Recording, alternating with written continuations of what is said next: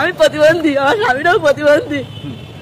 মিটারা ভাই আমার বলছে কি যে দশ চলো আমি তোমার সাথে সাহায্য করি, আমি হুইল চেয়ারটা আমি বিক্রি করি, তোমার কাছে টাকা দিবানি। সে লোকটা আমার বলছে ওখানে বসে আমি আসতেছি, তাই হুইল চেয়ারটা ভাইয়া নেচে ঠিক আছে।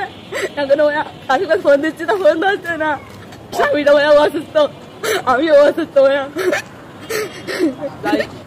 তাই কিছু মনে করেন টাকা হয়তো ওটা মানে বিক্রি করলে মানে একটু আমি চিকিৎসা করতে পারতাম। এই এখন কি চিকিৎসার ব্যবস্থা হয়েছে? আলহামদুলিল্লাহ ভাইয়া হয়েছে।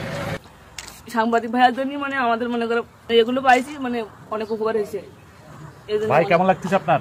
আলহামদুলিল্লাহ খুবই ভালো লাগছে। আমি তো কালকে হতাশ হয়ে গেছিলাম, যাওয়ার পরে হারা যাওয়ার পরে তারপর আপনি যখন সহযোগিতা করলেন, তারপরে এখন খুব ভালো লাগছে আরো এগুলো পেয়ে হাতে।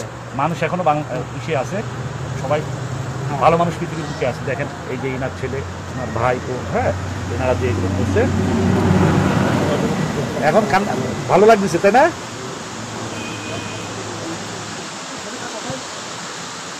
মানুষ কখন হাত পাতে, যখন দেয়ালে পিঠ থেকে যায় তখন সহযোগিতা চাই। আসলে কখন কার কখন বিপদ হয় আল্লাহই জানে, তিনি বসে আছেন, তিনি জানে।